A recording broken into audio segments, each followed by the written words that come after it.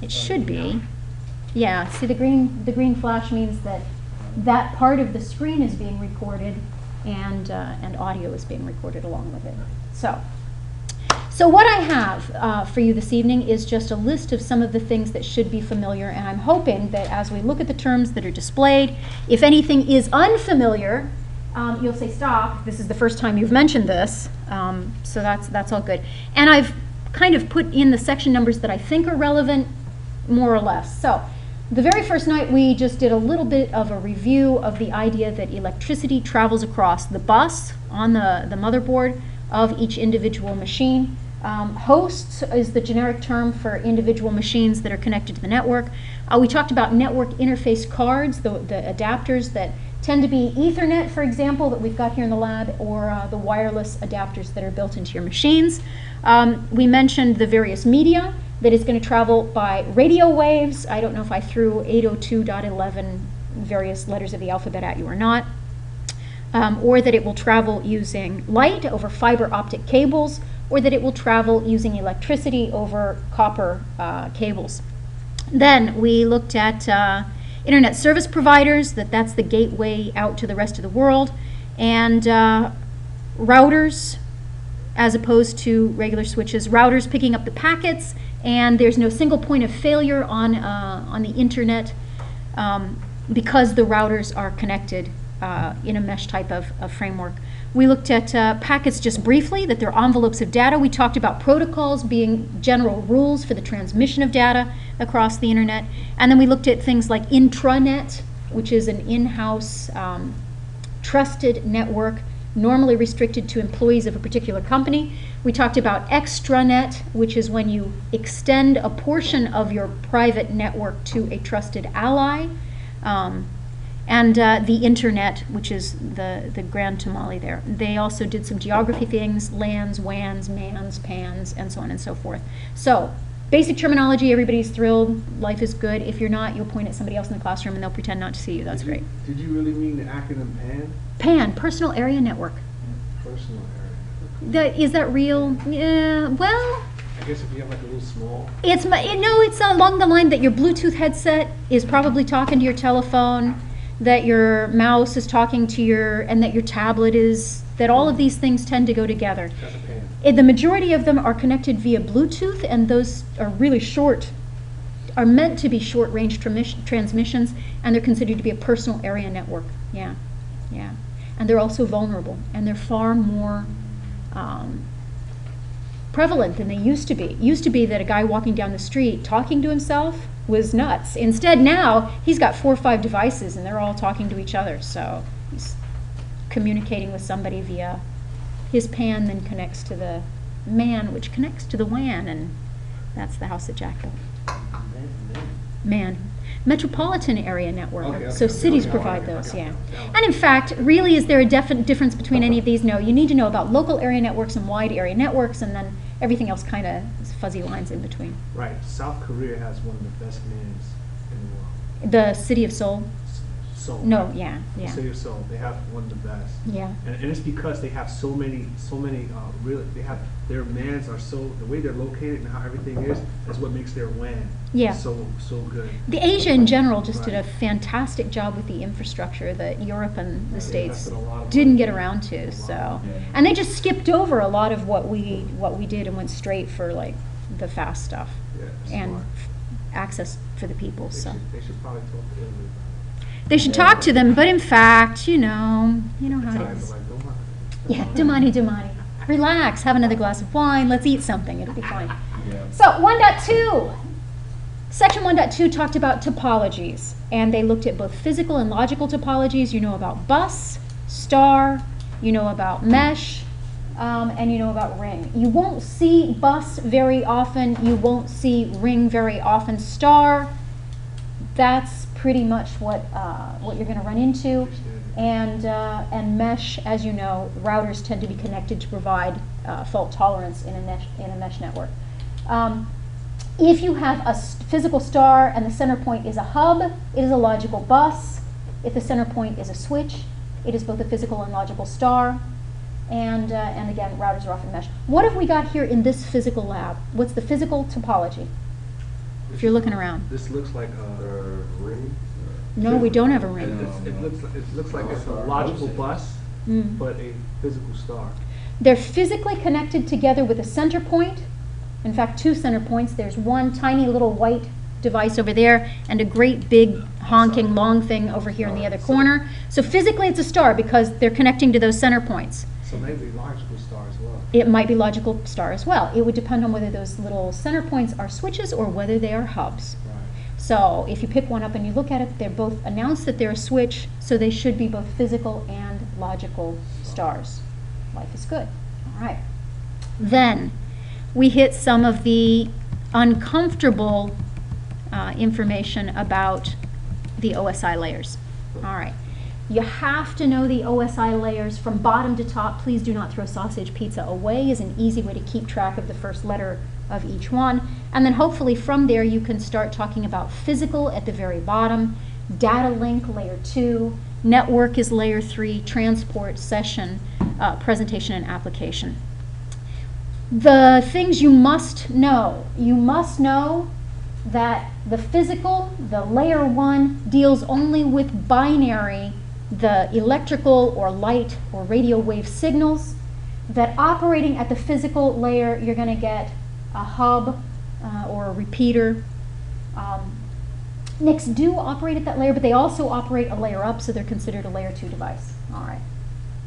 That at the data link layer, the data itself that's being conglomerated is called a frame. That devices that operate at layer 2, a bridge, a switch, which is just basically a multi-port bridge, network interface cards, and wireless access points.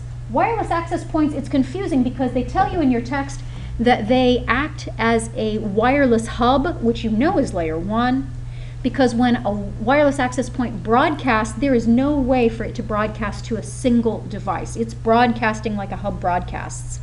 But because it can pick up packets from a device and recognize the MAC address of the sender, and it can then pass it on to a wired network. Many wireless access points connect to other devices using a wire. It's a layer 2 device. All right. It's important for you to know that the LLC and MAC are sublayers here, and if you'll remember that because MAC is what layer 2 works with. So tell me. So would a Bluetooth operate at the data link layer? Bluetooth adapters.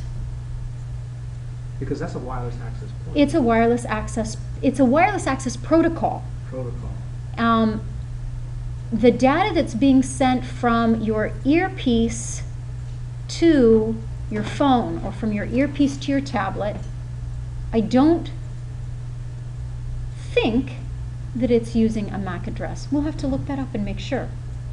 I'm not sure what it's using to. I'll look it up for you right now. Because you can you filter? Bluetooth by default is promiscuous.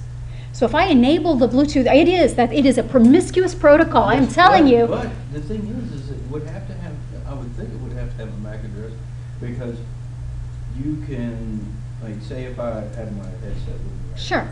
now, I would be able to select A device that it can connect to. But is it doing that based on an SSID that it's broadcasting? Or is it doing that based on literally on a MAC address? I don't know that Bluetooth earpieces, for example, have a MAC address. It's a good question. He's going to open it up and look. Google it, see what we find. I'm just curious.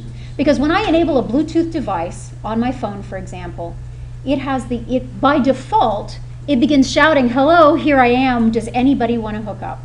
It's super promiscuous, and it's why it's a danger for folks downrange to enable Bluetooth on any device. You just don't do it. You don't go out on the streets downrange with your Bluetooth on. It's a really bad idea. You can hear about bluejacking. You can hear about all kinds of security vulnerabilities. If I actually had it. Well, he's Googling it, so it'll pop up in a second. So I'll make a note to myself that we need to look that up later. What does Bluetooth use? All right. All right, in the meantime, the network layer, layer 3, the data there is called a packet, or the object there is called a packet. Routers work at layer 3. Firewalls begin working at layer 3 and above. They're going to work with IP addresses, and then fourth layer up, the transport. These are segments. It attaches a port number and determines whether you're using the connection-based TCP protocol or the connectionless UDP. TCP you should associate with emails and files. UDP you should associate with voice and video. And then the higher levels session keeps the data from separate clients that are accessing the same web server, for example, keeps those data streams separate with a session ID number, and it also no, I think that's pretty much it. Presentation deals with format, compression, and encryption, and then application hooks up with the actual higher level application that's actually accessing the OSI layers. And then I've got my bad analogy about transcribing things and whether or not it gets a registered receipt. As an image of what this looks like, let me scroll down. Let me scroll up. Here we go. So, at the application layer, you're looking at data. At the presentation layer, that data has become encrypted, maybe compressed. Maybe it's ASCII, maybe it's JPEG, maybe it's MPEG. It does all of that formatting as well. As it comes down, a header is added at the session layer that contains the session ID. As it comes down one more layer, at the transport layer, a port number is added to the already compressed, encrypted, formatted data that it contains the session ID. So you add on that extra header, the port number, at the transport layer, and then the resulting little train there is called a segment. The next layer down, we're looking at the network layer. At the network layer, we're adding on the IP address of the destination, the IP address of the source, and then it contains the rest of the train, the port number, the session ID, and the other information. And finally, at the data link layer, we're throwing on the MAC address of the destination, the MAC address of the sender. The IP address of the destination and sender are already there, along with the port number and the session ID and the rest of the data. And we also pop on the cyclical redundancy check, the CRC at the end. This is called a frame. And finally, we get down to the physical layer, and then it's bits. All right, so that's what it looks like in my head and on my document.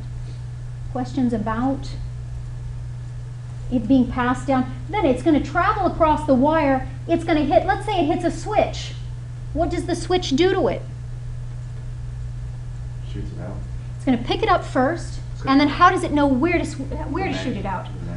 It's going to go up because a switch is a layer 2, so it comes up to layer 2 here, and it looks at the MAC addresses and determines where it needs to go. All right? And then it shoots it out. Let's say it hits a router next. What happens? Look at that. Picks it up, unwraps a couple of layers to hit the packet, looks at the IP address of the destination, the IP address of the sender, sends it out to the correct on the correct path to reach the destination IP. Well, how is it that a switch knows, back to layer 2, how is it that a switch knows which port contains the desired MAC destination? Let me say that again. Right. So I'm sending data from machine whatever this is, trying to hit this machine over here. It's going to head down this wire, hit that little switch in the corner. How does it know which arm of the switch to send it out at the back? How does it know? How does it know the MAC address of that last machine? Oh, because because that device had sent a message through that switch at one time, and it memorized it inside the actual the directory that it has. When it picks up the original packet, when it picks up a packet, it looks at the MAC address of the sender and says, oh, on arm number 1, I've got MAC address such and such, and it records it in its little database for later use. Fair enough. And Try now not mail this. phone 25, Hmm? mail address 25. Yeah, but that's a port. Yeah. And that's a port on the actual server. It's a service port as opposed to an actual physical port on a switch or on a router. Can you clear that? Like completely clear it? Yeah, is of it- course you can. Or is it always a present? You can reset it and it'll start from scratch. And in fact, there are files that you can edit on a machine to import kind of like your own directory of, certainly of IP addresses. Can I do that with MAC addresses? I haven't, but that doesn't mean it can't be done. So I can preset it so that it knows where everybody is. But since when you plug them in, they kind of discover each other anyway. They shout out. But Maybe also, resetting it again just for a little bit while they start talking again. Yeah, it'll take it just one message from each machine before it knows what's going on.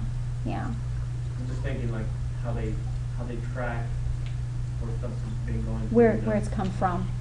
Oh, you mean to wipe something for Yeah. criminal, for nefarious intentions? Oh yeah, there's bound to be a way to do it. So, I can spoof my Mac before I send the packet to begin with, so it looks like it's come from somebody else.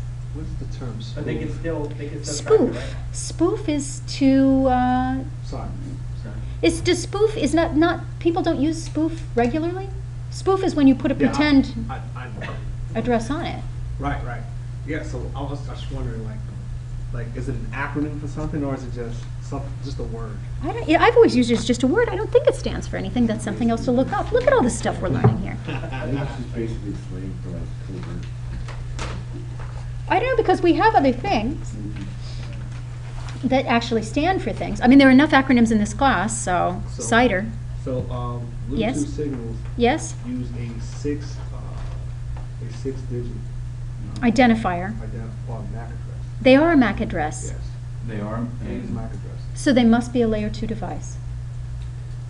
Because I thought it was like, because it's a wire, they call it a wire access device, Mm-hmm. something like that. Mhm. WAD. But I mean, it has to have a wireless access point, right? So, and you said that WAD. No, your Bluetooth is talking directly, it's a mesh network. Right. It's talking directly to the other adapters. It's not going to an intermediary wireless access point. Okay. So the Bluetooth is hooking directly up, and you can, in fact, get two wireless adapters to talk to each other without an intermediary wireless access point. It's possible to do that. And Bluetooth, that's all it does. They don't go for an intermediary. It's not a star. Bluetooth is definitely mesh.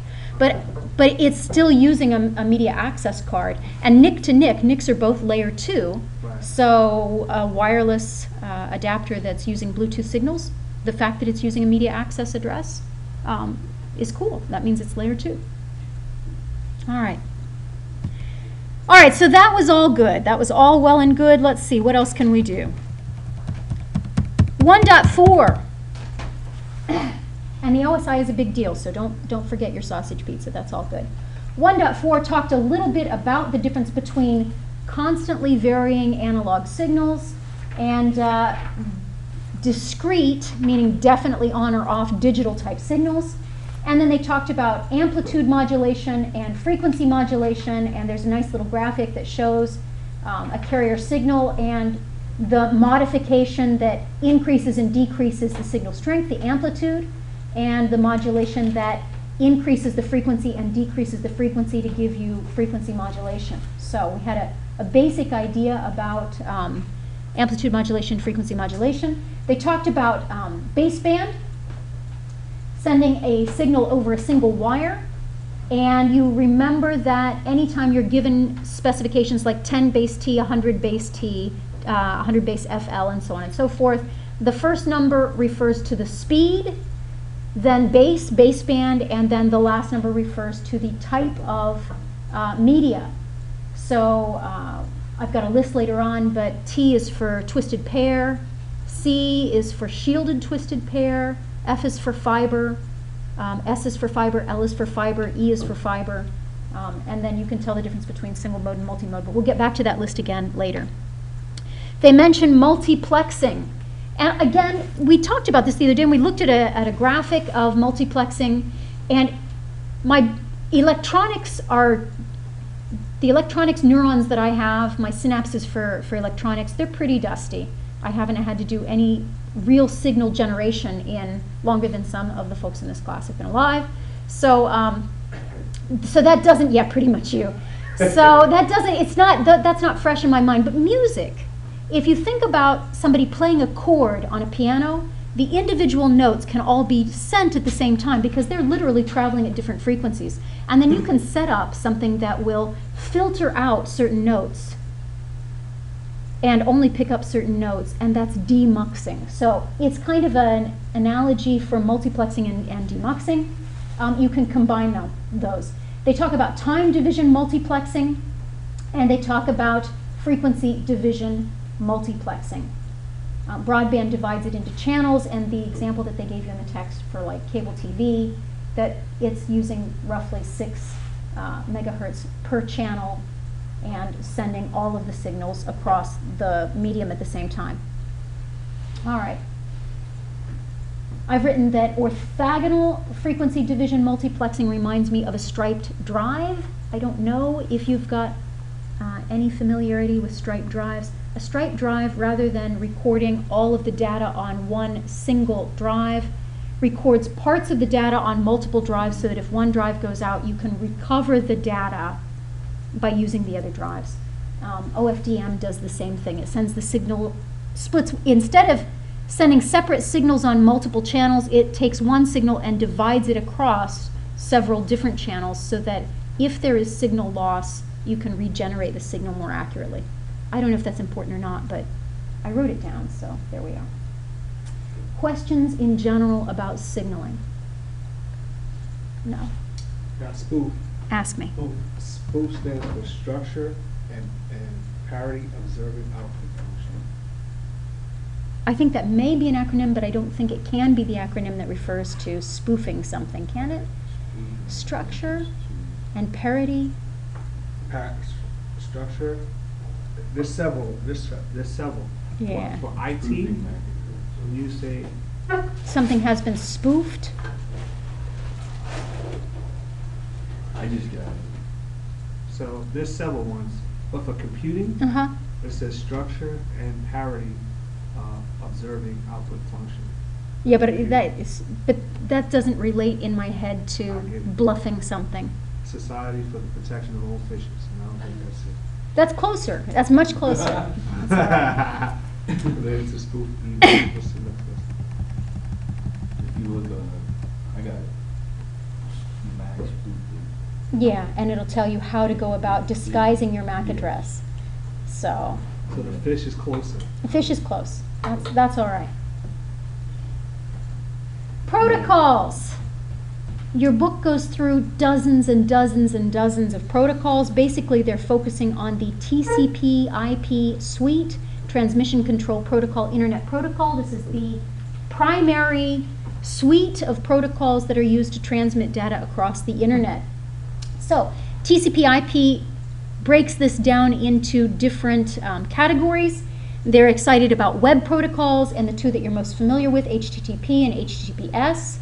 Hypertext Transfer Protocol and the secure version thereof. Which is using SSL. Which is using SSL, absolutely. HTTP is an application layer. When you add in the SSL, it's also using the presentation layer. But the layers they don't get into here. They just give you the protocols you should be familiar with for web, HTTP, HTTPS. The ones that are important for security, SSL, TLS. File transfer, FTP, trivial FTP, they've got secure FTP and so on and so forth, but FTP should ring a file transfer bell in your head somewhere. Email, SMTP to send mail, POP3 and IMAP to receive mail. IMAP is synchronizing, POP3 is downloading.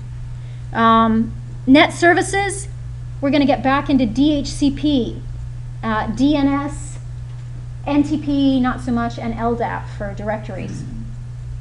Was there any other net services that was really, really vital?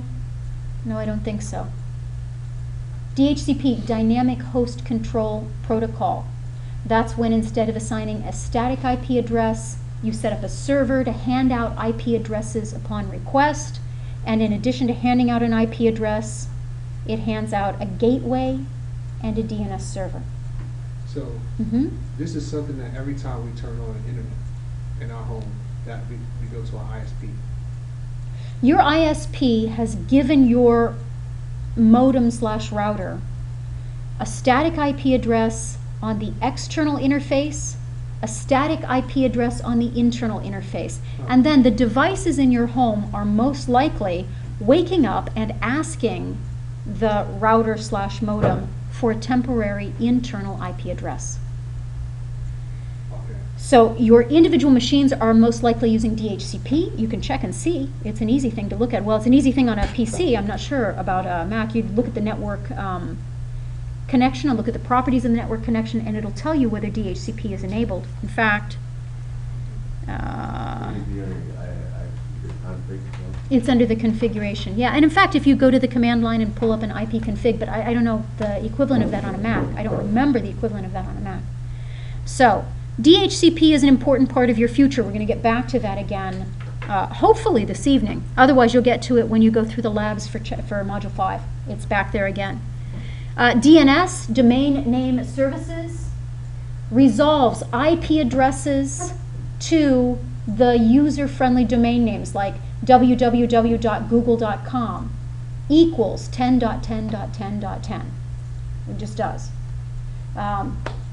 If you ping or use traceroute to a domain name, it asks the domain name server. In fact, just really quickly, let me see. I hope this part records. I don't know if it will or not. Yeah, it says using DHCP. Great.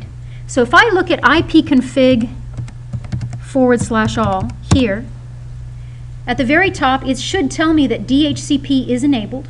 That means that I don't have to remember or hard code the gateway and the domain name server into this. And that means that if they change the gateway or they change the domain name service, my machine automatically gets the new information without somebody reconfiguring it. So that's a happy thing. So it's got here Bluetooth device, physical address, DHCP enabled. That's the Bluetooth. Look at that. I guess I should have just looked here originally. The Bluetooth adapter, it's giving the MAC address for the Bluetooth adapter. Yeah, this is Yeah, perfect. it is right That's there. cool. Physical address, How yeah. do we get the IP config on those two? I go to start, and as soon as it asks search CMD, and it'll pull up the command line interface. CMD for command line. There you go. ipconfig/all, and that will give you the physical address, which you also know is the media access card address. It is the one that is specific to this network interface card. So it is hard coded to the card. It can be spoofed with fish, but it has it's unique for each network adapter in here. So if I have a Bluetooth adapter, I've got one. If I've got a wireless adapter, I've got another one. My Ethernet adapter, a third. This machine has at least three separate physical addresses. That's the MAC address. And it's given as hexadecimal 5C260A, indicates the manufacturer of the network interface card. 6123C2 is this specific card from that manufacturer. I'm not sure that was part of what I was looking at, but there you go. DHCP enabled, yes. That means that when this machine woke up, it reached out and said, excuse me, can I have an IP address that nobody else is using at this moment?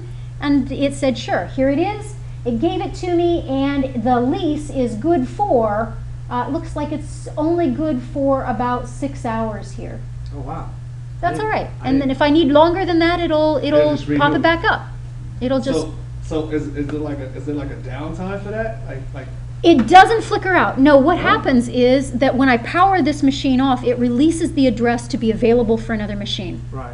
If I don't power the machine off, it's going to continue to have its reservation for as long as I need it. But if So it'll just renew. it'll renew the lease. If I've got an IP address I don't like, I can type ipconfig/release. It'll let go of the IP address. ipconfig/renew. It'll pick up a new IP address if I don't like the IP address I've got for any given reason. Gotta get those down pat. No, you don't. Nobody No. knows. Nobody knows those anymore. Just old people. So you don't qualify. All right. So what were we looking at? We were looking at DHCP is enabled. Yes. Okay. What does that mean? It's giving me my IP address. It's giving me my subnet mask. We're going to come back to that again tonight. Yeah, I'm okay. excited about that. This is a Class C address. And then it's telling me my default gateway. That's going to be the internal port of the closest router Default gateway. for me. And my DHCP server, also, it's the router that's in that office. That router is set up with a pool of IP addresses that it is permitted to hand out to devices requesting an IP address. I think when they got to the section on network devices, they mentioned that if you've got a router, by default, it is not set up to forward broadcast packets. So when this thing wakes up, it shouts, hey, I need something. Give me something. And a switch will pick up a broadcast thing and forward it out to whoever it needs to forward it to. But a router by default doesn't forward broadcast traffic. So if you've got machines on this side of a router and you don't have a DHCP server on this side of a router, then when it shouts out, hey, I need an IP address, if your router is not configured to pass on IP address requests, DHCP requests, you may never get an IP address. Now, by default, anybody who knows how to set up a router So, will set it up with an IP helper. And basically what that does is in the database that the router has of where the IPs are, it looks at the request for DHCP information, a broadcast request, and it has, if you receive a packet of this type, the nearest DHCP server is here, so it maps to it. It'll forward just that kind of packet to that particular server. how would you manipulate that in a router? So you're going to go to your router's configuration, and it depends on the router itself, but there's something called IP helper. There's an IP helper that you can turn on, and that IP helper is specifically designed to forward DHCP requests But to the nearest you have IP. to connect to the router. You could Is it a connect- is it like a hardwired connection? You can use the rollover cable to connect from the serial port on a machine to the router. For most routers these days, I can also just type the IP address of the router into my browser, and that pulls up the router configuration as well, and I can do some things there. So it depends on the router itself, how they've enabled you to be able to interact with the router configuration. So it's router specific. But all routers have the capability to forward DHCP requests if it's turned on. If it's not turned on, just everybody on this side of the network doesn't get an IP address. And that's the internal side we're talking. That's on the subnet that is segmented from the rest of the network by that particular router, yes. So, all right. Because a switch, all the devices that connect to a switch are on the same subnet. When you throw a router in, it divides things into separate subnets. And that's a healthy thing to do for various reasons. People are frowning, and I can't tell if it's just because I'm boring or if it's because I've stopped making sense, or a combination of the above. Let me finish this stuff and then we can move on. This tells me my DNS server is also 192.168.0.1. I am dubious as to whether or not the router is actually serving as a DNS server. I think instead my machine reaches to the router then has an address of the real DNS server someplace else. I could probably look later on and then get back to that. I'm not even sure why I brought this. Oh, we brought it up to look at DHCP and the fact that it's giving both a gateway and a DNS server. That's what that was. All right, I'm going to close that. All right. Network management, SNMP, IGMP are both protocols that you'll hear about as far as network management. No, IGMP is down there under control. SNMP and Secure Shell and using a remote terminal emulation client is all filed under the helpful network management protocol. It's a way of managing your network. I guess that's kind of redundant, but there you go. And then under transport, the protocols you're familiar with are TCP and UDP, fair enough. And then control. Ping and traceroute are both using ICMP. I've just forgotten what that stands for. Internet Control Management Protocol, I thought it was, but I'm probably lying. And IGMP, Internet Group Management Protocol, which is multicast. Got it. It's all in section 1.5 if you wanted to look directly in your text. Otherwise, he's looking it up. ICMP, Internet Control Internet control message protocol. Message Protocol is not management, and IGMP is management. Internet Group Management Protocol. Life is good. All right, those are the protocols. And then section on 1.6 was binary to decimal, and binary to hexadecimal, hexadecimal to binary, and from there to decimal, and so on and so forth. You know that everything lives in binary, that we are using dotted decimal to represent IP version 4 and IP version 4 addresses, and that we're using hexadecimal to represent physical addresses, the MAC addresses. Questions about converting. You know how to do a byte at a time? Life is good. You'll need that tonight. A little bit more. Hang in there.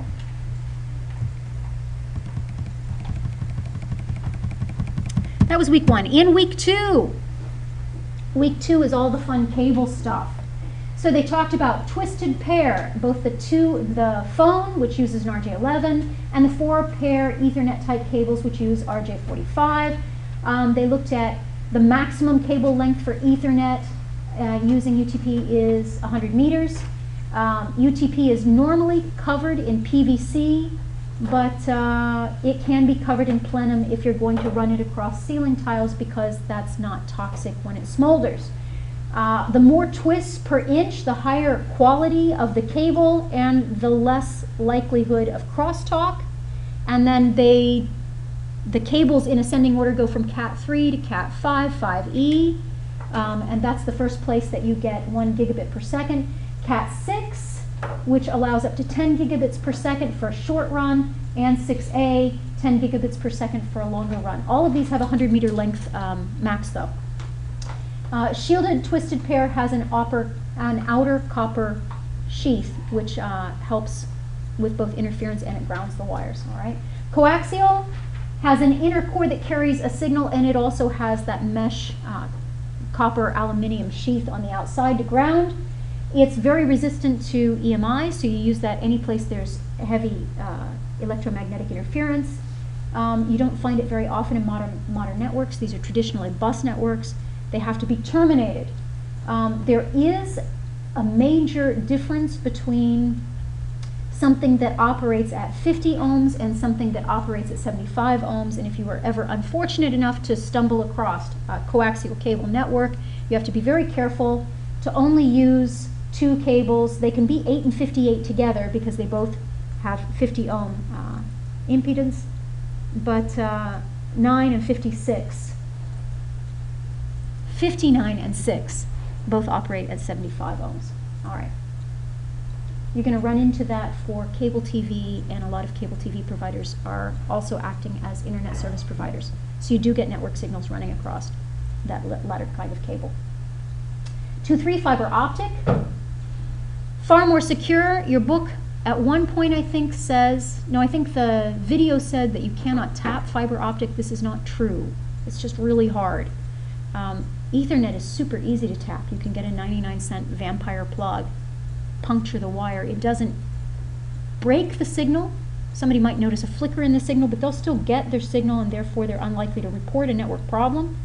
And with that tap, I can then read the signals on the cable without too much difficulty. So Ethernet's easy to tap. Fiber optic, far more difficult to tap. Because if you puncture the cable, you're going to break the cable, and therefore the light's not going to go, and folks notice that there's a break, and you can pick up anything anyway. But I saw a couple of great articles a few years back on something that you can put around the outside insulation of a fiber optic cable on the outside of the cladding, and it can sense enough of the signals to get an idea of what data is being transmitted. So it's far more secure. It's harder to tap. It's completely resistant to EMI. You should know that the cladding is there so that you can bend the cable and it'll still reflect the light around the corners.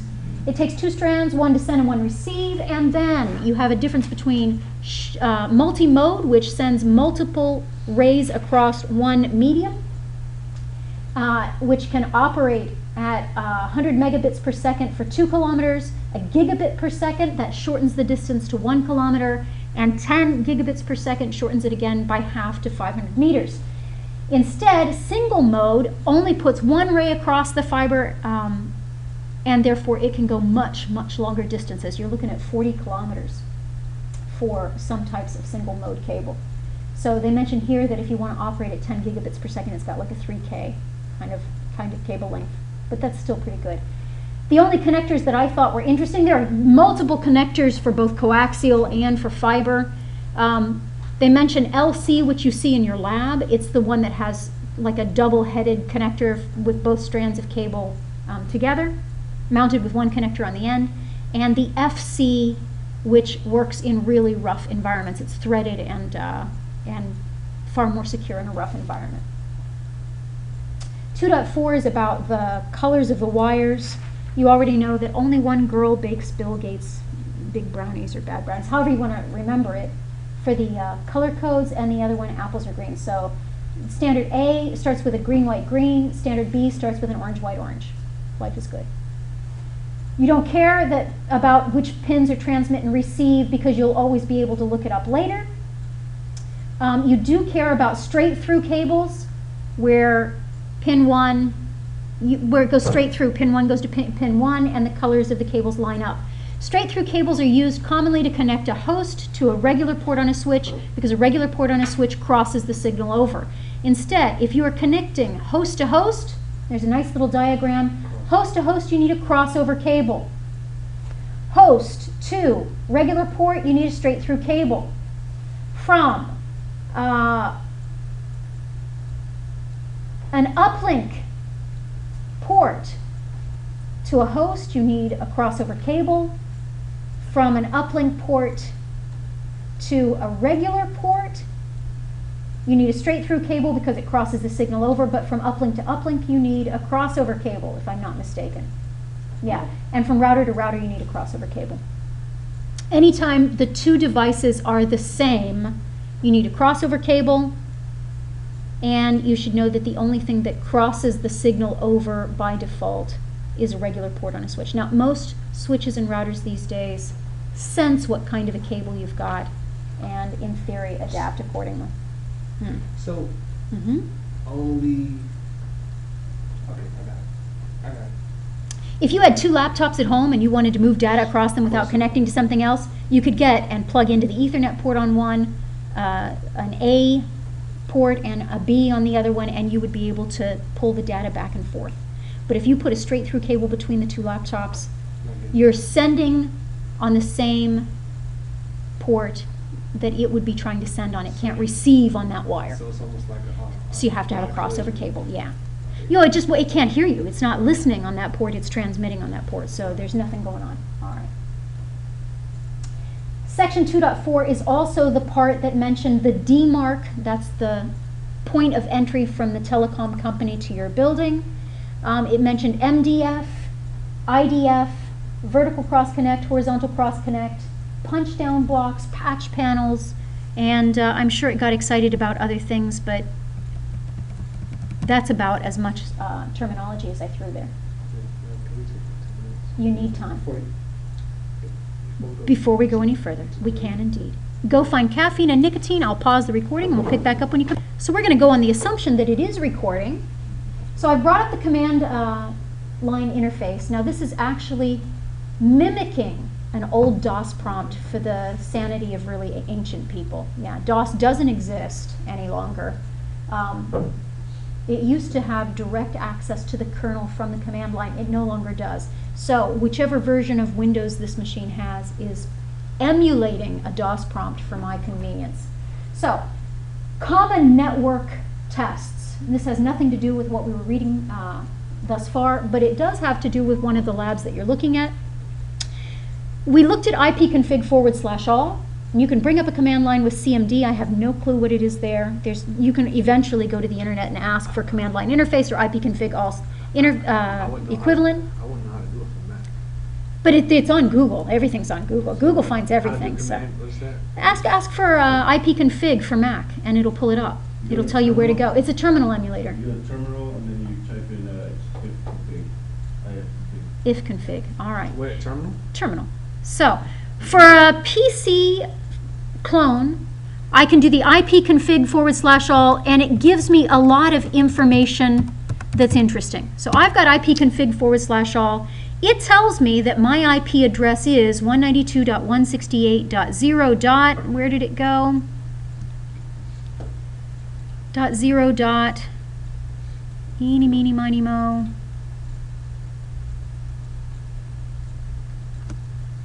.101. That's me. But if I go to the internet and I type in what is my IP address, I'm going to get a completely different answer.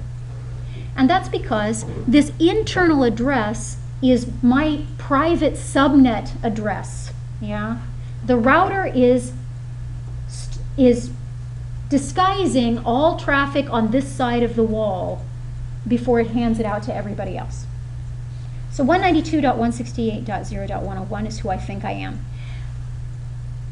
Let's assume that I'm trying to actually reach, I refuse to type Fox News, so let's do somebody else. CNN, CNN's okay. So let's assume that I'm trying to reach CNN. If I ping CNN.com, ping stands for Packet Internet Groper. And what it does is it sends out a packet to the web server, www.cnn.com. And if the web server is enabled and feeling friendly, it will reply to tell me that it received the request, it received the packet. So I'm going to hit ping cnn.com, and it, first of all, it uses the domain name server, DNS, to look up the IP address that matches cnn.com. The IP address that matches cnn.com is 151.101.0.73. Now, is that their web server? I don't know. I could find out. I could bring up an internet browser. Let me make this smaller and see if I can get it to fit within that little green window. And I could type, I said it was 151 dot, well, here, I'm lazy. I'm going to bring this up. I'm going to right click and mark, and then right click, and that copies it. Come up in here, paste it, go. Yeah, it's not going to find it with the nice friendly web server here, but often it does bring up the same thing. In fact, if I ping So it maps it. So it's a subnet. www.cnn.com. No, this is a slightly different address. Let's see if that brings it up, because www is the specific machine that is responsible for disseminating World Wide Web pages. So you got a 12 instead of a 101 displayed. Mm-hmm. No, instead of a 01. Yep. So that's that. Let's see if I come in here and paste that one. Yep. Still doesn't like it for whatever reason. All right. But in either case, that's where www.cnn.com should live. If I weren't getting there, I could use traceroute, T-R-A-C-E-R-T. Now, these are two of the commands that you told me were part of the Internet Control Messaging Protocol, traceroute and ping. And what traceroute does is it says, I'm going to send a packet to www.cnn.com, which is a specific machine living out there someplace, or a group of machines all responding to the same domain name. And for every router that this touches between here and there, the router will reply with a packet telling me you made it this far. So I'm going to hit enter. My first hop, it goes from this machine across the Ethernet cable to the switch. From the switch, it goes across and it hits 192.168.0.1. That's the internal port of the router in that room. And then it moves on. From there, the next router it should hit is probably my internet service provider. It's going to refuse to tell me though. So then it hits 172.17.129.9. So the second router didn't respond. The third router responds, this is my address. The fourth router responds, this is my address. Fifth router responds, this is my address. Each one of these routers is responding. Some of them are actually giving you the name of them. Look at that, etrunk37.milano1.mil.cbone.net. That's not military. That's in Milan. It is getting onto the backbone that then is going to cross the ocean, in theory. It hit Frankfurt, Now, they could name it Frankfurt, it doesn't have to actually be physically in Frankfurt, but it's Right. considered polite to at least tell people kind of sort of where you are. The maximum number of hops to reach anywhere in the world is in theory 30. Now think about that, 30 physical devices between here and wherever that is. One of the devices is here in my room. It took 12 in this case. Now, we had internet connectivity issues for a while, and when we did the trace route, every single one of them dropped at the MilanoCbone.net. Now that's way out of my realm. It's past my DMARC and out into the rest of the world. It's not even in my local area. So we called our internet service provider and we said, listen, we're tracing our problem. We're getting as far as Milano and then it's dropping. What can you guys tell us? And they had to set their router up to redirect the packets because there was an issue in Milan. So these are common tools that folks use to figure out where things are going and how they're going. So what did you say have to use for that? Terminal. You know how to do the bring up the. It's all good. You know this move? Yeah. Do that and go under others. It's like a special secret handshake. It's the Mac secret handshake to bring up the terminal emulator. Others.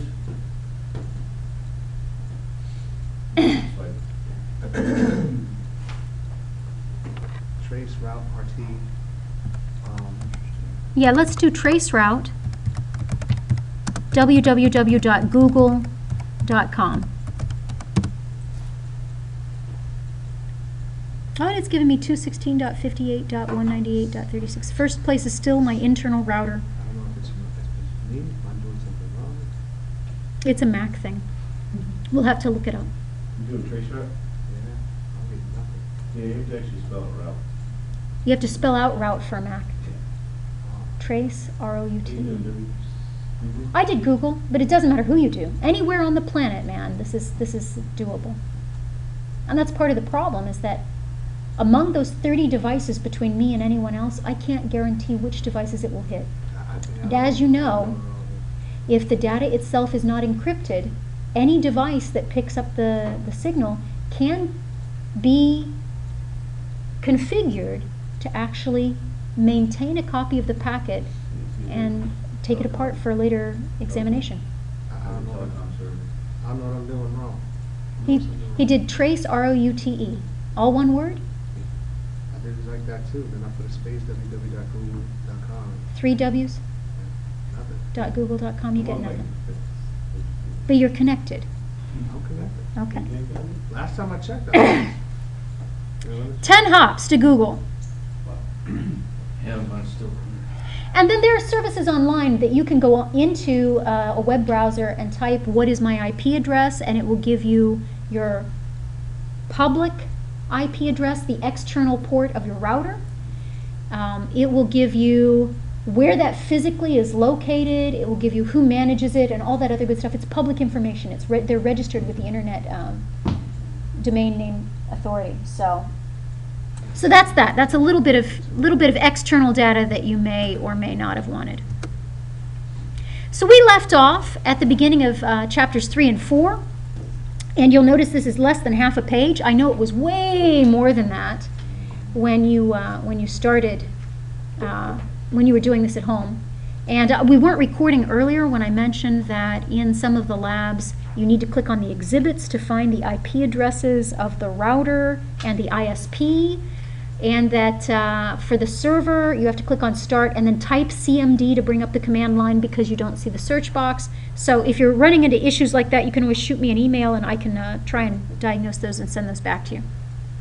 In the meantime, chapter 3 again covers cables, and it covers network adapters. They want you to remember that layer 1, transceivers, hubs, repeaters, and media converters, and that's where your small form converter from fiber to copper, all of those live and work at layer 1.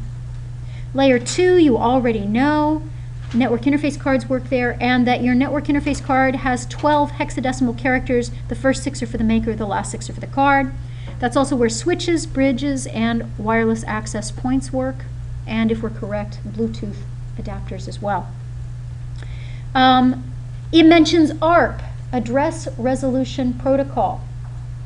ARP is the way that you can resolve an IP address to a MAC address. It broadcasts a request to the IP addresses and asks for the corresponding machine to return its MAC address. So it helps to build the tables. Layer 2 is also where the CRC is added. All right. Both bridges and switches have a database that resolves the MAC address to a port number. At layer 3, the router and firewalls function, and they have a database that maps the IP address to the appropriate path that is most efficient or cost-effective, depending on the way that the router is set up. Finally, from the handout that I emailed to everybody, which is pulled directly out of the videos for your lab, I'm just taking screenshots of the images that I find I need to look at again in depth. This shows how a packet is being sent, or how the data is being sent, with both the source, the destination and source address of the MAC, and the destination and source address of the IP. So in this particular middle hop, the information has MC1, which is the destination MAC address, and MB2, which is the source MAC address. It's being passed from router B to router C. And within those, it has IP address 3.0.0.1, that's the destination IP address, and IP address 1.0.0.1, that is the source IP address. So looking at this information, I can tell where it's physically at. It's between routers B and C, and where it originated and where it's destined for, based on layer 3, the IP address. So the MAC addresses are going to change as the frame is traveling along the path to its destination, but the IP addresses should remain the same throughout the entire process. All right. 4.1 mentions that the Ethernet standard works on carrier-sense multiple access collision detection. It mentions that if a frame contains fewer bits than the minimum frame size, it is corrupt. And that's one of the ways that you can detect that a collision has occurred. In 4.2, they remind you again about the cables, the speed, base, media. T is unshielded twisted pair, C is shielded twisted pair, F is fiber, S is short fiber, L is long fiber, E is extended fiber. So both F and S are multi-mode, and L and E are single mode fiber. Yeah, that's how I feel. So it's all good. Then they give you as well the difference between the types of fiber. F is less than 2 kilometers, L is up to 10 kilometers, E is up to 40 kilometers. They also mention HDMI and power over Ethernet, Ethernet over power, plugging it into a power line and using the power lines to transmit data signals. That's all in 4.2. And finally, 4.4 has you look at a network interface card to determine the two lights. One light is a link light. When you plug in a network, an Ethernet cable to a network interface card, if you get a steady green light, it means that the device on the other end is also connected. There is a signal between the two. If the activity light is flashing, it means that data is moving along the cable. So those are the two things you want to look for. And then they talk about different color lights. They talk about the fact that sometimes it's flashing like yellow instead of green. It means it's operating at a lower speed. In fact, if you examine the switch in the corner, it has a color-coded kind of label on the front that tells you that if the light is flickering green, it means it's operating at the full 1 gigabit per second. If it's flashing at an amber color, it's offering it at 10/100 megabits per second instead of a full gigabit per second that the switch supports. Breathing. Yeah, no, that's what I've got for weeks 1 and 2. So that brings us to your project. You should be now at least beginning your project. And I could probably pull it up on the screen. Let's pull it up on the screen just very briefly. Go to learn.umuc.edu. Excuse me. It's all good. And let me sign in.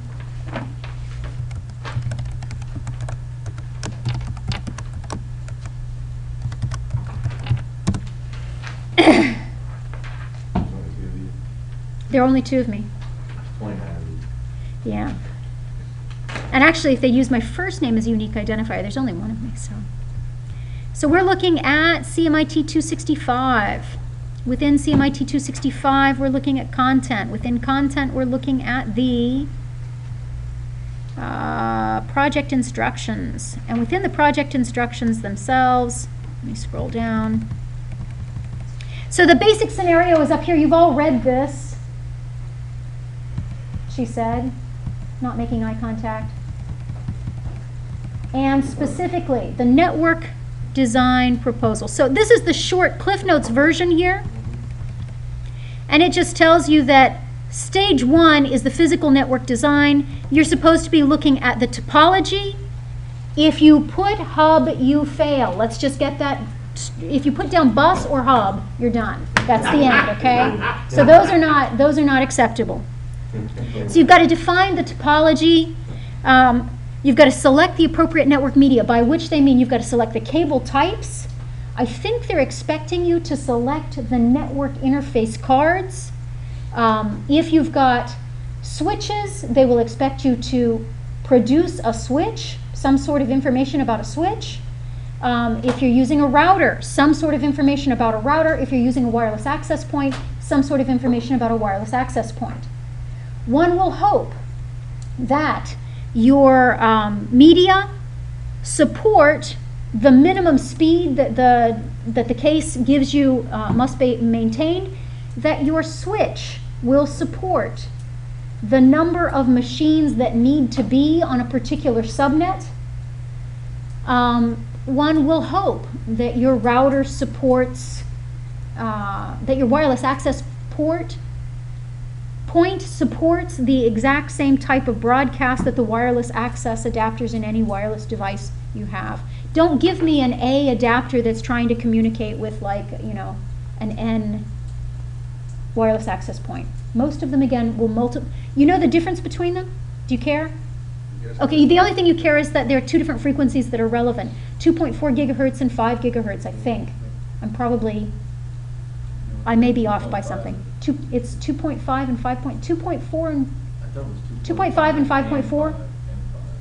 We'll look it up. Anyway, the different standards communicate at different frequencies, and back in the day, if you got one standard for your adapter and a different standard for your wireless access points, they literally couldn't hear each other. It's like a dog whistle, you just couldn't hear it.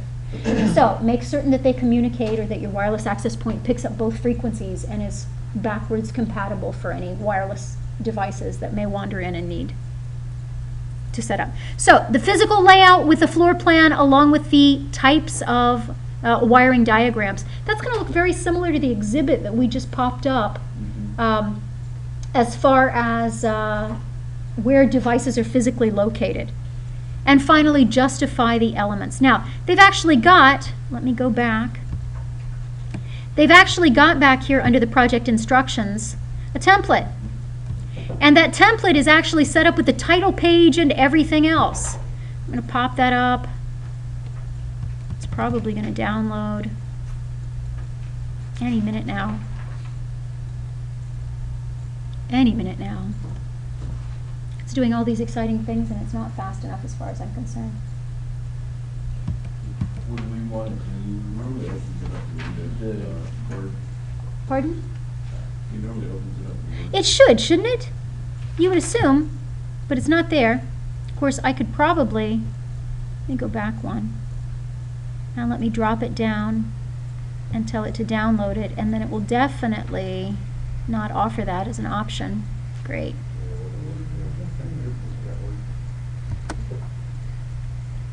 In any case, when you go here, I have it all printed out because I'm old and I never believe that the network's going to work. When you print it out, it comes not only with the title page, but it gives you some ideas on where to get the graphics for your topology. Keep in mind, anything that looks like a bus, not going to happen for you. In fact, they tell you here, hint, the star topology is the most commonly used, just in case you were wondering. Then B, you have to put in the business needs. That's in the case study. That will give you the minimum speed required, the number of machines per room, and so on and so forth. And then there's a diagram. That diagram gives you the actual length of the building, the width of the building for each floor. It gives you the height from one floor to another. So if you're intending to run wires from one place to another, keep in mind the maximum cable length. Keep in mind that each one of these, is, according to this, have to be on a subnet. Each lab will have 25 computers. 23 are student computers, 1 is an instructor computer, and 1 is a server in the closet for instructional use. Library is going to have 20 computers, and then there are 7 offices. And I believe they specify in the scenario that each classroom will be on its own subnet, the library is on its own subnet, and all of the admin stuff belongs on its own subnet. So keep that in mind for wiring. And then later in stage 2, we actually have to come up with subnets, and they've done most of the work for you. So celebrate. There you go. Questions about how to get started with the project? Well, I have a question for you then. Let's assume that you were looking around this room at the cables and the length of these cables and the fact that they're wadded up in and tied together along with the power cables, and that there are no ports at all available over there and there are ports available over here, and that there's a cable coming. I guarantee you it is not plenum covered across the ceiling tiles and down this. If we had to diagram this room, where would we start? Well, I would count how many machines I've got, and then I want all of those machines preferably on a switch. That means that I must have a switch that supports maybe 20 machines. Go to Amazon, go to Tiger Direct, go to one of those and type in 25 port switch and see what it pops up. Then make sure that that switch operates at the speed, the minimum speed that they've given you. Do not bother with fiber for a classroom. We're not launching shuttles, so just hint, that's going to be an expensive, unnecessary expense. So pull up a switch that's got the right number of ports on it, take down the information about that switch, use that as part of your proposal. Look at the network interface cards on the machines that you've selected. I don't know if you actually have to select the computers or if they're giving you a generic computer and you must select the network interface card that goes into the computer. Play it safe. Either give me the name of the machine and give me the specifications for the network interface card that is already in that machine, or don't bother giving me the name of the machine, but give me the network interface card that will fit into that machine. In real life, I'd want to make certain that it fits in the right slot. Are we talking about the speed capability? I want to know the speed capability, and So like- I'm assuming it's going to connect over Ethernet. Yeah, they asked for the computer systems. They ask for the systems themselves, but I think they're also looking for the server Yeah, and they're what mainly looking services for the will be server. on the server. So when they're talking about servers, they're also looking at, does it have to have DHCP service enabled? Does it have to have DNS service enabled? Does it have to So we're have talking about those servers. those kinds of servers? We're not talking about like an ISP or anything, right? No, the ISP is on the other end, Right. and I don't think we need to come up with the ISP. I don't believe that's part of the design. Later, not on this part, it looks like later on. Later on they do. They're gonna give you information, I I didn't think so, but I just wanted to be sure Yeah. about that. That's what So- I was looking at, and when I was looking through the other parts of it, it seems like what we're doing right now is just designing the network. Yeah. Later on, the other stuff will come. From this stage, from the things that you've studied so far, you should be confident in choosing a cable, confident in measuring cable lengths, confident in putting a switch to contain its own little group of computers, confident then on what device that switch should connect to, confident about where the DHCP address should come from. You can't have a DHCP address on the other side of a router unless IP helper is installed on the router. That's a tiny part of one of the labs, I think, or it's in one of the, I'm not sure exactly where that's from, but it's not coming out of my head without something from this course, because I haven't had to configure switches again in, how old are you? Never mind. In a long, long time. Since my son, who's in his 30s, since my son was small, I haven't had to configure switches. So I haven't had a real, quote, job in a long, long time. The opinions of this instructor in no way endorsed by the University of Maryland, which guarantees that I could still configure a switch if I needed to. All right. I would like to see a draft of the first stage in the near future-ish. Maybe next Monday, a draft. It doesn't have to be a solid thing. Of the what? Of what? The draft of the first step of the project, to see how things are going with you identifying the appropriate equipment and making a list of things, just to get an idea of where you're going. I don't actually, this class is designed as an Elm class. I don't actually need a polished final product until the very last week of class. But I need to see the stages as they develop, because the very last week of class, if you hand me something written on the back of an envelope, that wouldn't surprise me, in fact, because that's what geeks do. But if you hand me something that doesn't include any information about how many ports there are on a switch or what kind of cable you're using, there's not enough time for you to repair it if you wait until late in the course to get it. So, with everything we've discussed so far, if you've completed all the modules through Module 4, you should be able to select network interface cards, cables, switches, wireless access points if they're appropriate, maybe a router, and start looking at the wiring diagrams where things are according to this nice little map. Now we get to the interesting stuff. All right, so here we go. This week you are tackling Module 5. And Module 5 is going to bring us into subnetting. So they start off by looking at DHCP, Dynamic Host Control Protocol versus static IP address assignments. You already know that static addresses should be reserved for the resources that you need to be able to reach. You don't want them to not ever get an IP address. So maybe servers, maybe routers, maybe printers might get a static IP address. But host computers on any network of any size at all are probably going to use DHCP, which will give them the IP address when they request one, and which will give them the gateway and the DNS server information, and it's very easily changed. It's much easier to manage a network that is using DHCP. So you'll read about DHCP versus static IP addresses. You'll read about different classes of addresses. So the classes, as they list them out, you know that a network address, like the IP address of this machine is 192.168.0.101, that is a Class C address. Anything between 192 and 223 is considered to be a Class C address. Now, what's the difference? Well, the difference is how many networks there are versus how many host machines there are. So really, really big entities, there aren't very many of them. They'll be given a Class A address.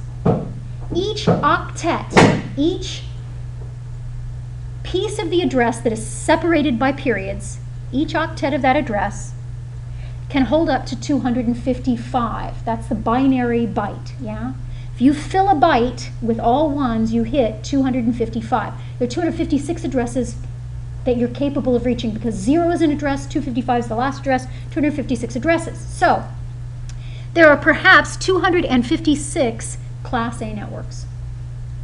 Yeah, because the first octet tells you what network it belongs to.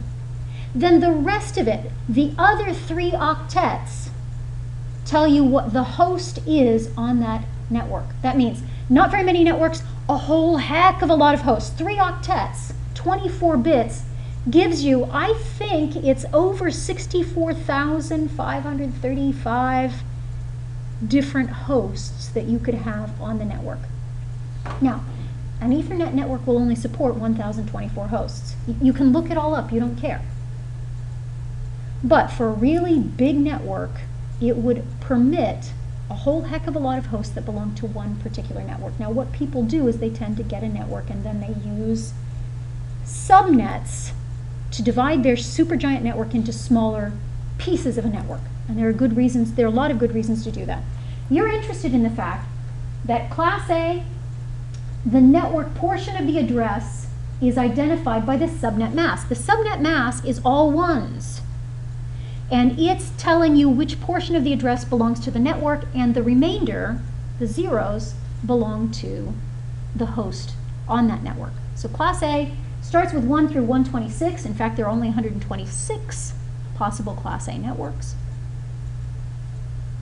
127, that IP address, the beginning IP address, is reserved for loopback. And it tests that your network interface card is both sending and receiving.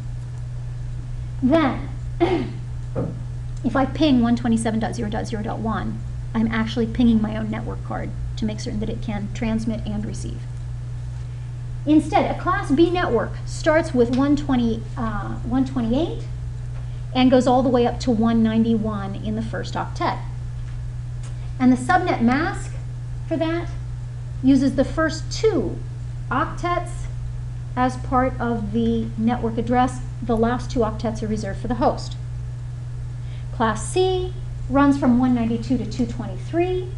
The first 3 octets are reserved for the network, and the last octet is reserved for the host. So, on a Class C network, by default, there are 254, they round it to about 250 possible hosts on a particular subnet. That means that if I really wanted to, on my 192.168.0 network, I could have 250 different devices connected. And they would all talk to each other within the same subnet without ever needing to go out across a router to reach to anybody else. That's all possible.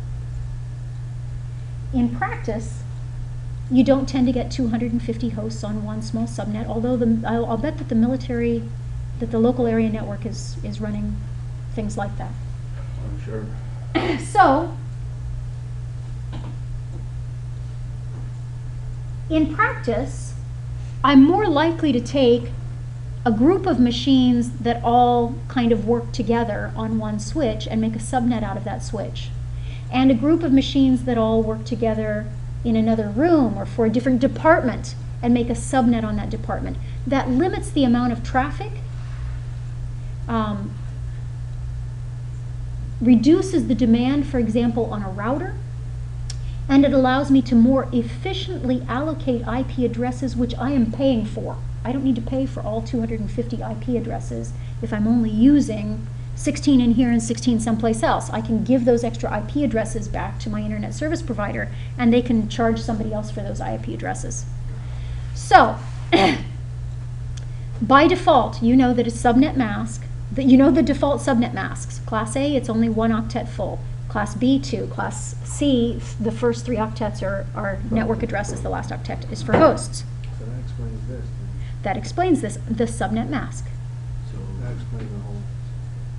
So, now they move into customized subnet masks, which allow you to borrow bits from the host to create multiple subnets within your range of IP addresses. Oh, okay, so that means this Uh-huh. laptop right now is on subnet C. 'Cause It's a that's- 192 dot That's a 192.168 dot dot 192.168.1 dot something. That's the, That's your IP address. I put dot 157. But the third octet, 192.168.1, and mine's 192.168.0, because I'm connected physically to a switch, and that switch, all the machines in this particular switch are using the 192.168.0 something else. That last little piece refers to my machine. Instead, you're connecting to a wireless access point. Right. And that wireless access point is on a different subnet. It's using 192.168.1. So our two machines, in order for them to talk to each other, it's going to hit a router Right. before it hits you. Right, Yes. right. And but we're still both using 255.255.255.0 as a subnet mask. Yes. That means that within your own subnet, it doesn't have to look for a router to resolve the network portion of the address.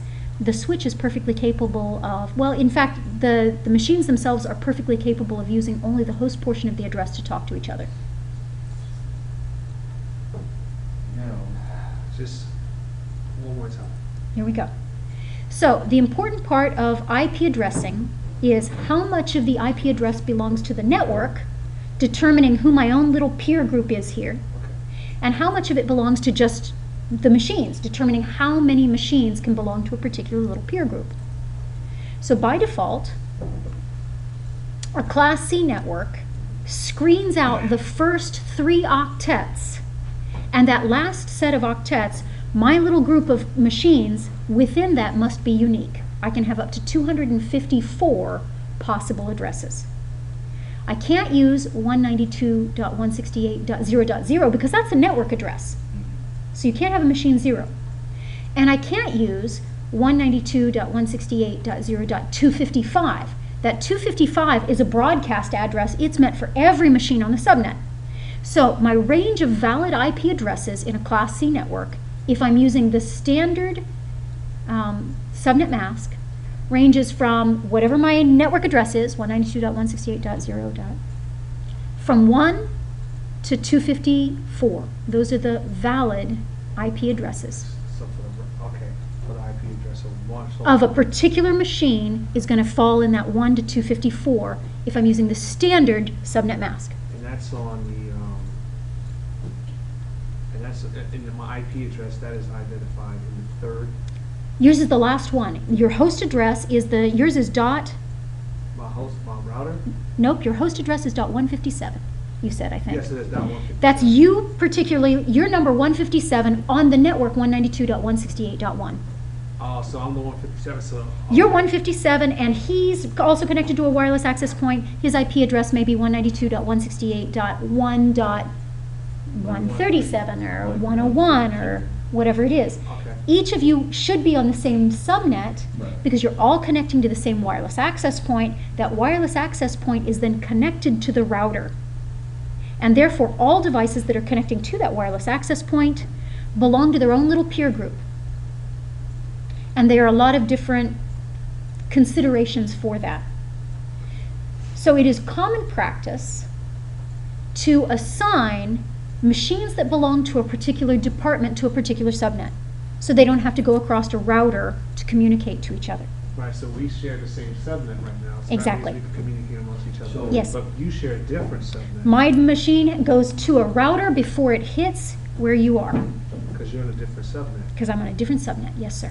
So wait, but your subnet is 255, 2.255. Our subnet mask is the same. Mask. The mask is the same, and all that does is it tells the router whether or not it needs to cross the router to continue on to a different network. So it's looking at the network portion of the address to determine where it needs to go.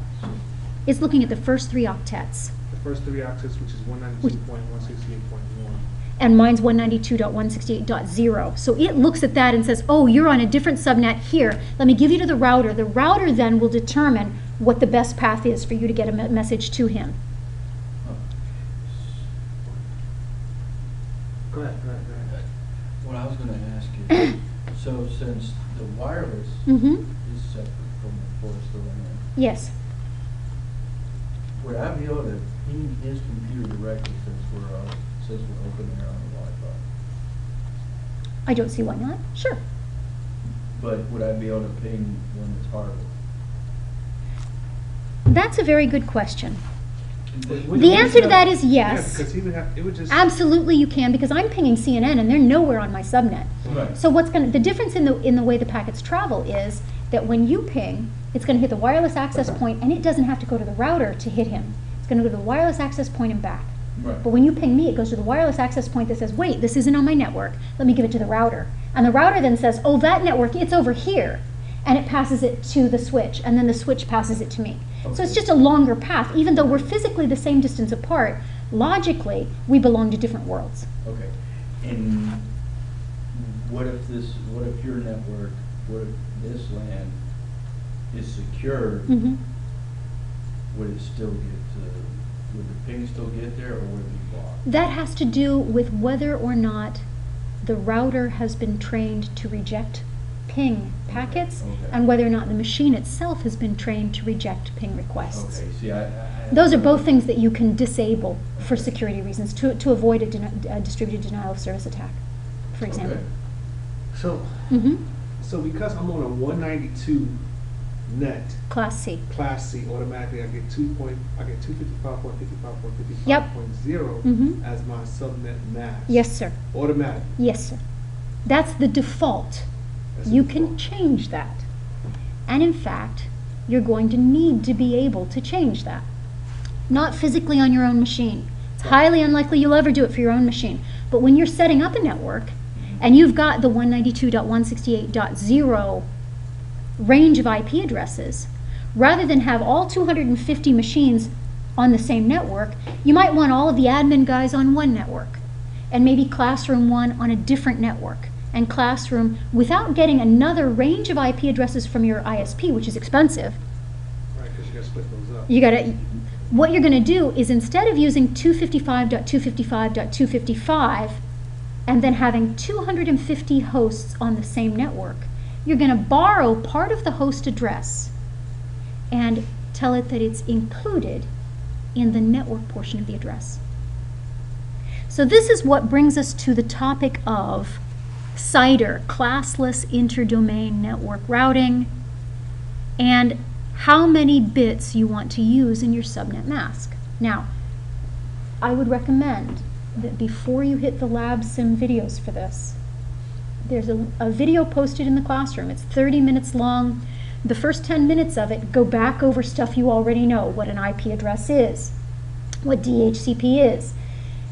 But you can listen to it if you want to, or you can fast forward to 10, and he then begins with what a subnet mask is and how to go about creating a variable length subnet mask, how to borrow bits from the host address portion of your network to add it to the network portion of your network. And this is what it looks like. So, the example from LabSim has a network address. The network is 10.0.0.0. Now that's a Class A address, which means that technically only the first 8 bits, only the first octet is screened as the network address, leaving you 3 separate octets to stand for the hosts. But if I wanted to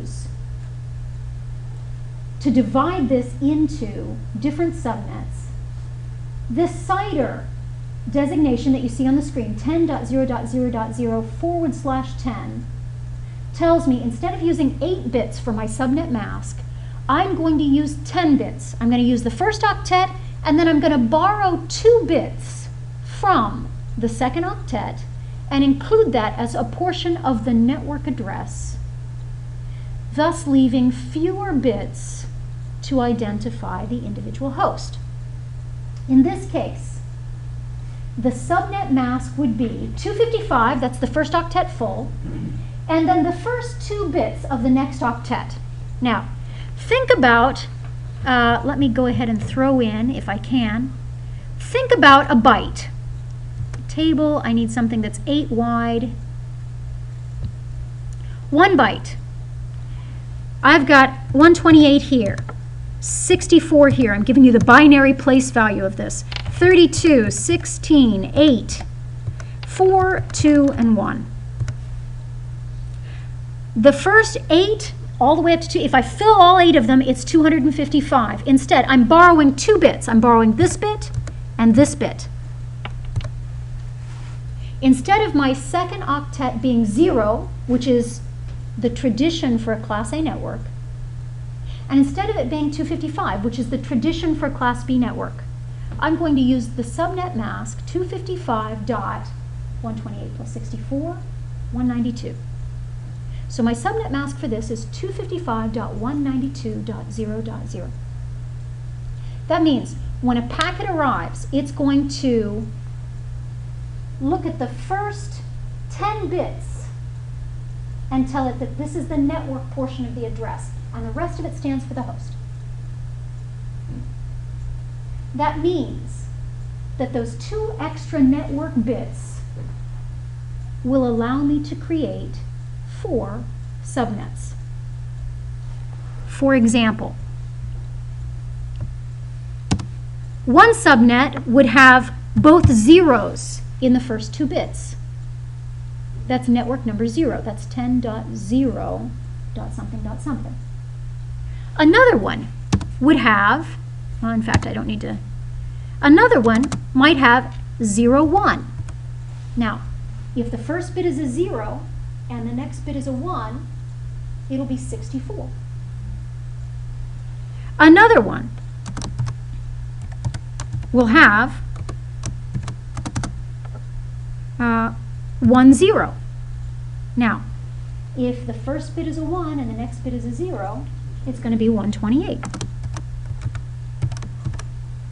And the final one can have 1, 1. So I've got 2 bits reserved. Those are all the combinations you get with 2 bits. With 2 bits, you have 4 possible subnets, because that's all I can do. 0, 0, 0, 1, 1, 0, 1, 1. 1, 1 would be the network 192. Now, that leaves the 8 bits at the end, plus an additional 6 bits for host addresses. That's still just a huge amount of host addresses. You lose a few host addresses anytime you borrow bits for more of the network addresses, but what you gain is a smaller group to manage on each subnet. So there are advantages. There's a trade-off. It's normally done again for departments or for physical proximity and so on and so forth. Here's your router. Your router has network 00 over here. It has network 64 down here. It has network 128 over there and network 192 up there. So by borrowing 2 bits, you get 4 networks. What if I borrowed 3 bits? How many networks would I get? So 3 times. It's powers. 2 to the power of 3. 2 is about 6. 8. 8. You would have 8 possible, because I could have 0, 0, 0, 0, 0, 1, 0, 1, 0, 0, 1, 1, 1, 0, 0, 1, 0, 1, 1, 1, 0, 1, 1, 1. So, by looking at the powers of, you can determine how many subnets you can create if you begin borrowing bits. So if you had a project that told you how many subnets you needed to have, you could figure out what mask you needed to use. Now, you can't have a mask that has zeros in the middle of it. You start borrowing 1s and there's solid 1s across. So your subnet mask is either going to be 1, 1, 1, 1, 1, 1, 1, 1, 1, 1, depending on how many bits you borrow. No zeros in the subnet mask. All right. Once you've determined the subnet and the subnet mask, you begin looking at the available addresses. So for network 10.0.0.0, I can't use 0 as a host because 0 is the network address itself. So you can go from 10.0.0.1 all the way up to 10.63. 63 is the address right before you hit your next network. Okay. So could you have that many devices just on that one branch? I can. I can't have that many. I would never do it practically, but yeah. Yeah, no, it's physically. That's what I'm just asking. It's absolutely, you can just, you can daisy chain switches together and put, I've got like maybe 25 ports on this switch over here, or well, 40 port switches. I can have a 40 port switch connected to another 40 port switch connected to another 40, you can do that. Sure you Okay. can. So your 10.0 is your network. Yes, it is. 10.64 is your network. 10.128 is your network. Yes, 10.192 192 is my network. So you could have a total of 63 subnets. These are the subnets, No, in no, You fact. got You could 63 devices. 3 devices, right? 63 devices Almost. Here, I want you to think about it this way. or 63 hosts. You actually have close to 63,000 hosts here. Jesus. So I want you to think about it for just one really ugly second. All right. That last octet will hold up to 254 devices. So that would be 10.0.0.1 is device 1, 10.0.0.2 is device 2, 10.0.0.3, all the way up to 10.0.0.254. That's 254 devices right there. And then 10.0.1.1, 10.0.1.2. 10, you've got 254 for 1, another 254 for 2, another 254 for 3. So it's going, counting up each octet as it increments 1, the next octet down to has 254 possibilities. It's pretty good. It's huge, All right, that's huge. And that's a Class A address. We're not going to be dealing with Class A. We're going to go down to Class C in just a minute. But with this, for a Class A, and I've written it down, Class A has a total of, I think, it's over 65,535 hosts. That may even be Class B. I wrote it down because I got so excited about Chapter 5. This is cool. This is the, It's beautiful stuff. So this is basically, now you're setting up your infrastructure. Right. Now I'm logically dividing the machines up to give me, So, tell me. all right. So I'm at 10. This is my first network. Yes, sir.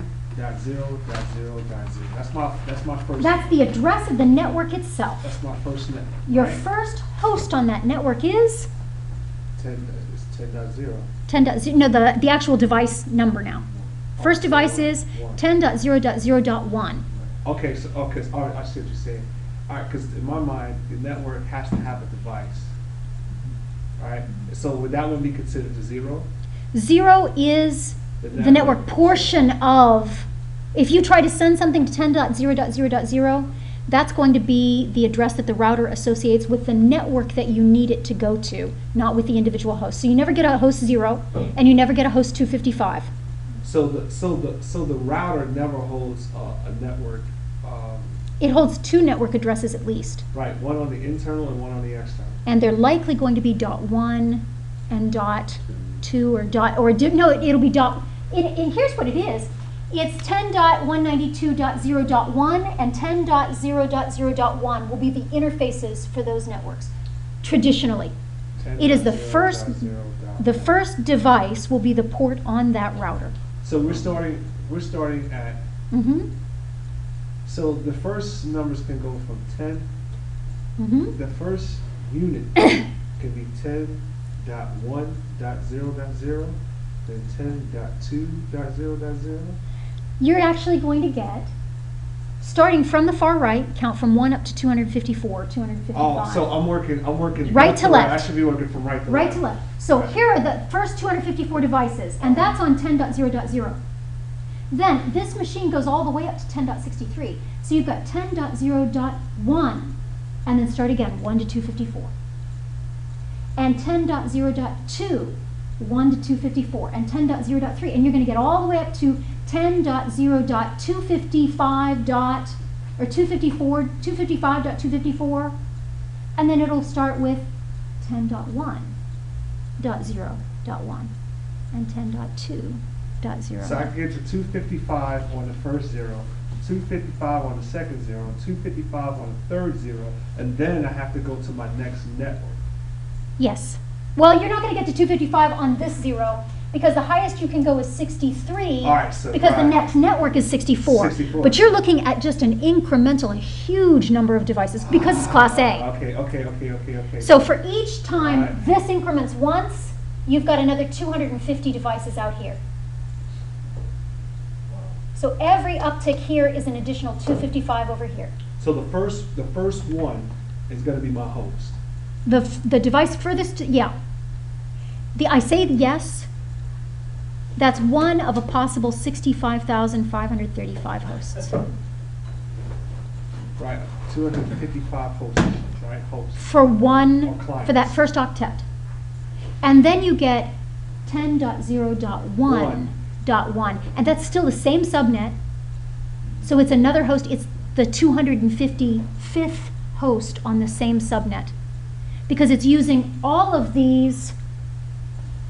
It actually, I know it sounds awful, but it makes more sense in binary. Because here I'm looking at, I can count in binary from 1 to 3 to 7 and so on and so forth. Now, the idea that the first 6 bits of that are a host, that's okay. But in fact, with a Class A address that you're only using 10 bits for the network, I have 22 different binary numbers that can stand for the host. So 2 to the power of 22 is the number of hosts I can have on that network. It's a lot. It's a really big number is the best I can When'd you do. come with 22 now? Because there are altogether, you have 8, 16, 24, 32 bits in this 10.0.0.0 because each one of these is 8 bits. Right. It's an octet. Each one, okay. So I'm using 10 of the bits to screen off the portion of the address that's the network address. And the last 22 bits identify the individual machine on this Class A network.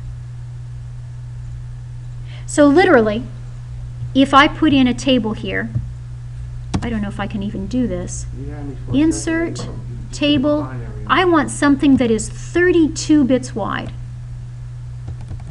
Oh, it's not even going to let me do it. You could do your own table. Can I tell it how many tables I want? If I go to insert table, number of columns 32, number of rows 2, there we go. All right, so here we go.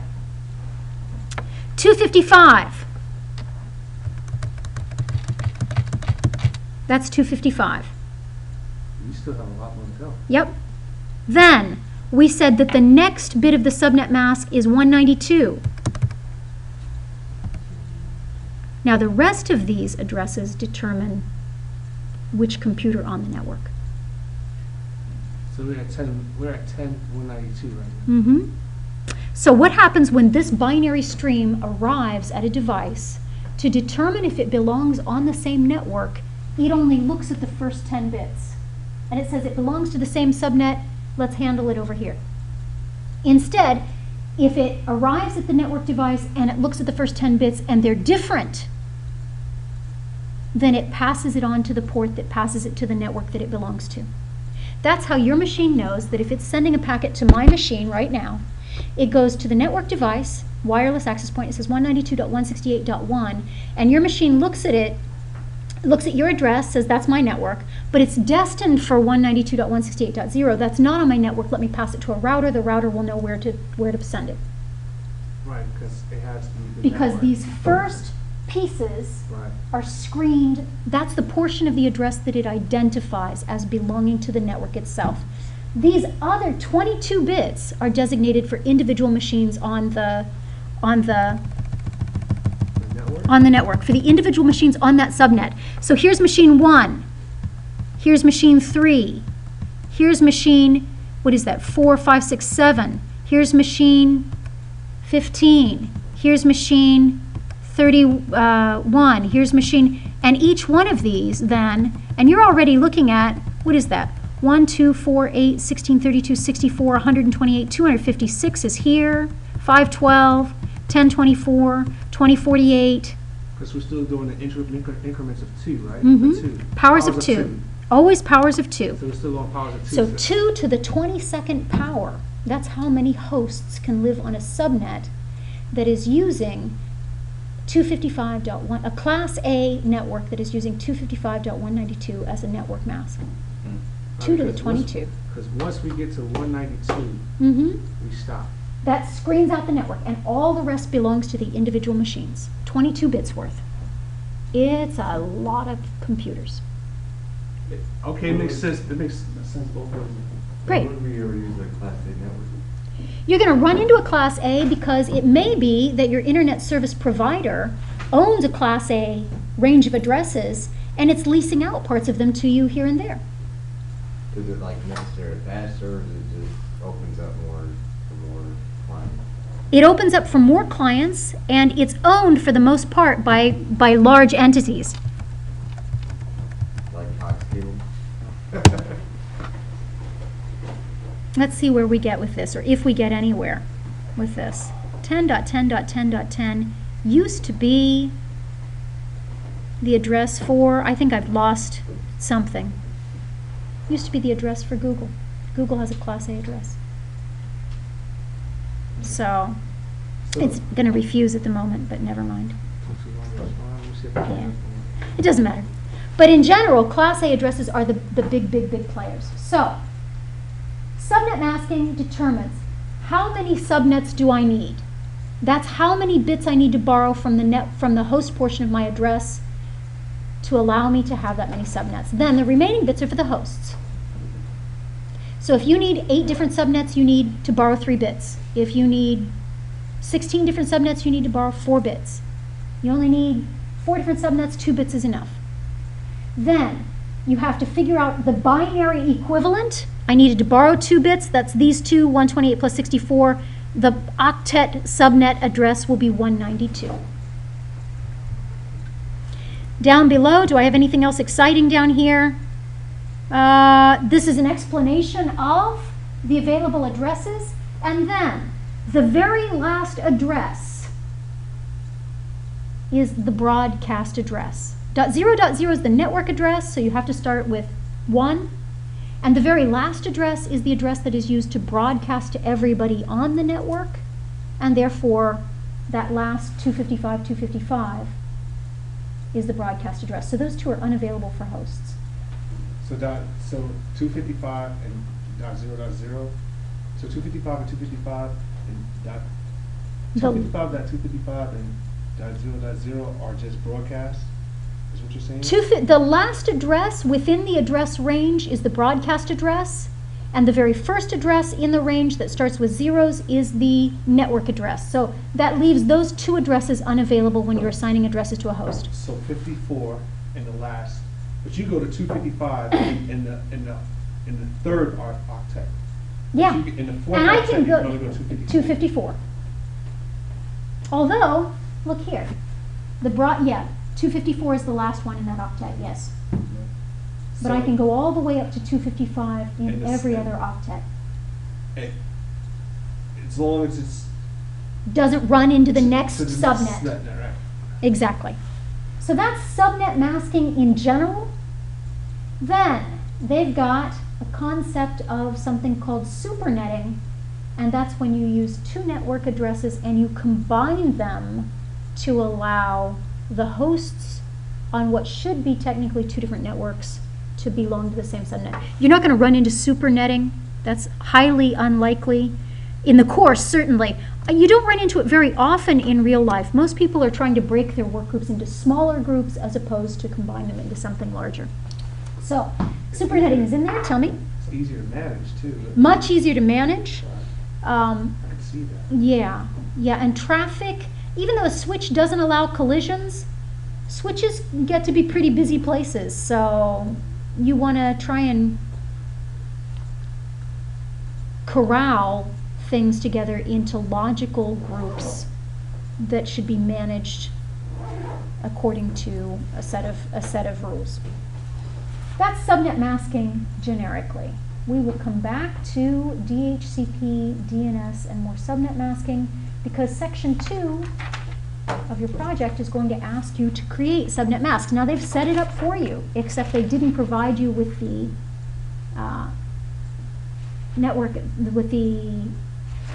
subnet mask.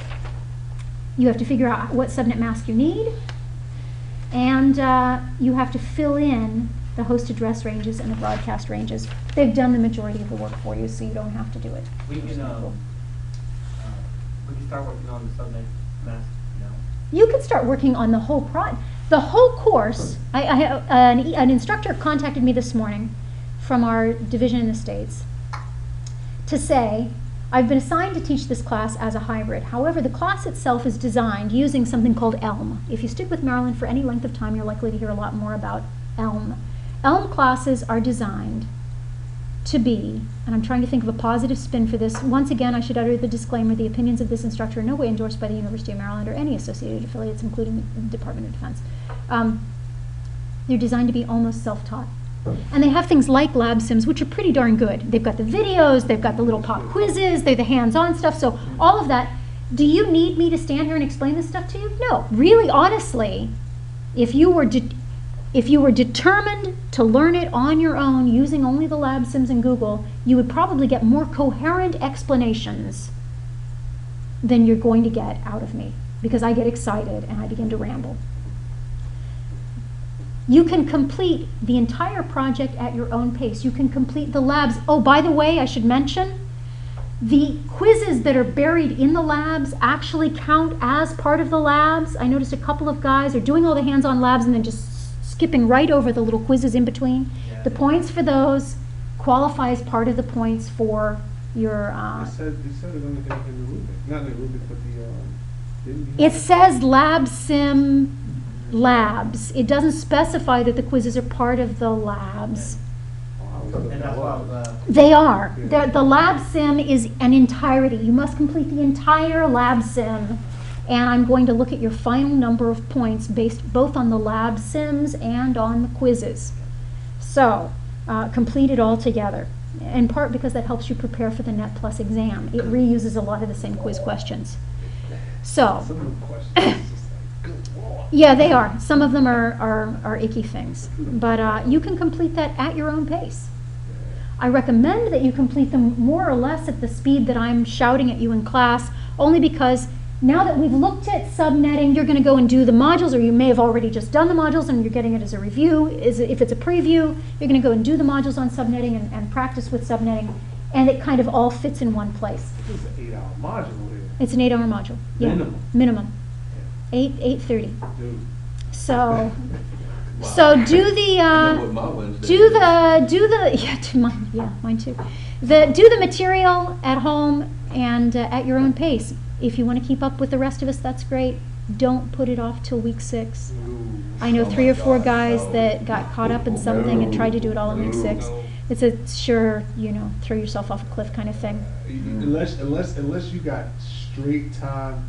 to Doesn't matter. Devote. No, you still can't. You're gonna kill yourself, man. And if you work in the field, you might be able to absorb all the trivia and it'll fit. But otherwise, it's just grim to try and swallow all of that in one I had to time break frame. up. It's grim. I had to break up, like, when I went from 3 and 4, I had to break those up in a couple days. Yeah. Because it You was reach a just so saturation much. point. I do too. I'm saturated. Yes. So, Last night but I you was can turn in saturated. drafts of the project at any stage, and I will look at them, and I will provide you with feedback, and then you can revise it, Yeah, and so on and so forth. You're allowed, in theory, according to the ELM model, which I'm not using for my class, I'm using my normal model, which is, you'll turn it in, we'll work it out. That's just me. Don't count on that for anyone else. And any sane instructor would not do that. But the ELM model allows you to submit any draft 3 times. And they mark it each time, and then the 3rd time in, it's in theory, your final polished stuff. So take advantage of that. Start sliding things onto my desk, and I'll look at them and say, what about, did you consider? And that gets us back together. I think that's all I've got for you tonight. You're going to finish up Module 5 this week, and then next week, they tell you to skip the section on switches. If you're really going to take the Net Plus exam, save it for... wade through it. Just wade through it. Switches, I think next week is switches, firewalls, and routers, if I'm not mistaken. 7 and 8. 7 and 8 are firewalls and routers, maybe? Yeah, 6 is switches. Since I'm looking to take the exam,